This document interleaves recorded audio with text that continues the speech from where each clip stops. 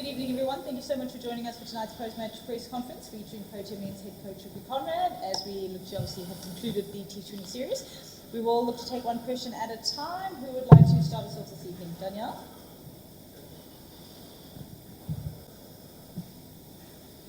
How do you sum up the series after starting strongly in the last week? Yeah, rather disappointing, I think is the obvious answer, especially going up 1-0 and then coming to Lahore and not getting out the blocks. We found ourselves in trouble every power play with the bat. And obviously when you're posting 110, 140, you're not going to win too many games. So, yeah, rather disappointing. And is there an update on Brevis? He sustained an injury and then I don't think he fielded through the second innings, right? Yeah, it was as a precautionary measure. He knocked his shoulder in the warm-up, and then we thought it'd just be precautionary just to keep him off the field, yeah. He should be all right. South Africa started with the spinner, but Pakistan... Oh, sorry. Africa started with the spinner bowling innings, but Pakistani fast bowlers performed really well. Even yesterday, Pakistani bowlers performed really well here on this track. So do you think you should have started with two pacers from both ends? I think in hindsight, there are so many answers you can arrive at, you know. I think obviously they've had, and it's not an excuse, they've had the best of the conditions. Bowling at night is a lot more difficult than before the dew sets in.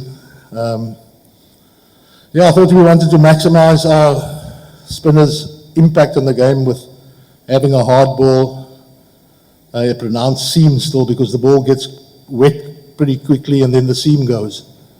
We felt we could attack Saeem with the spinner. It kind of worked. So yeah, I think their quicks were really good.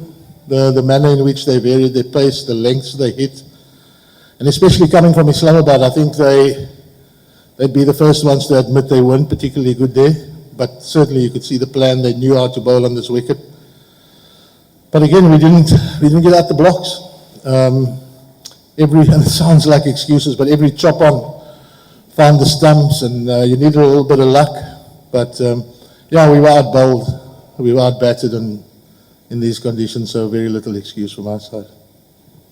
Coach, do you think that experience was the X factor in this series, because you guys have made some forced changes due to some injuries, and the other players were some inexperienced in the South Africa squad? Yeah, I think you got it right. And the inexperience actually showed to a large degree. But then again, it's no excuse. I think we're a lot better than what we showed out there. We were better tonight than last night, obviously, and not only because we got 139 as opposed to 110, but just the way in which we started to try to construct an innings. There was an improvement in that. There were some really good signs for us, you know. I mean, Donovan played really nicely tonight. Corbin Bosch has been a revelation on this tour.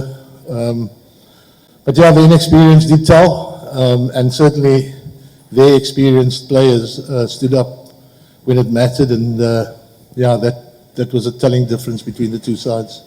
If may I ask you that if you have to summarize this T20 series result, what went wrong for South Africa? Because second test you guys have won, and then the T20 series start was with a win, and then again everything is changed up.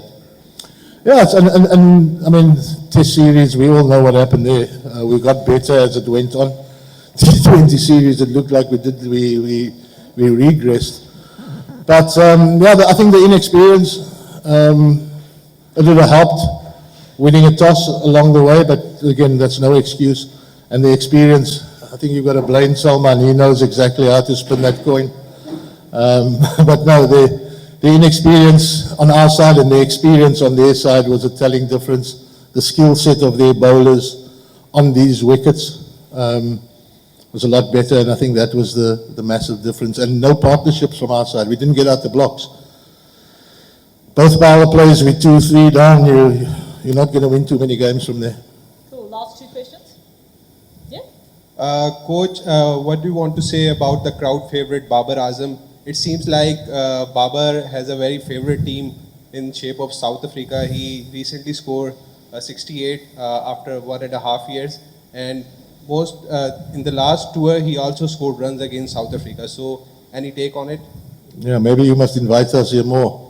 Babar will be back where he belongs. He's a star player. There's no doubt. Babar is obviously one of the best in the world, has been. I just don't want to be an opening bat in a T20 format and a number 3 batter in the test format because the crowd wants them out, you know. They just want to see Babar, but he's a star player. And you could see his class tonight again. Cool, last question. What will be the positives for your side in this T20 series, and you will going to play the other T20 series in the India and after the World Cup? Yeah, I think there are a few real positives. Excuse me. But the form of Corbin Bosch was really good, and you can see how he's grown over the last 18 months to 2 years. Guys like Donovan Ferreira, Dewald Brevis remains a bit of an enigma. He's going to break your heart at times, but he's also going to win you the odd game. So we're slowly starting to get the shape for obviously our next T20 series in India, and then closely after that is the World Cup. So yeah, we're a lot closer after this series to what our World Cup squad potentially will look like. Great, thank you very much, everyone. Thank you, everyone.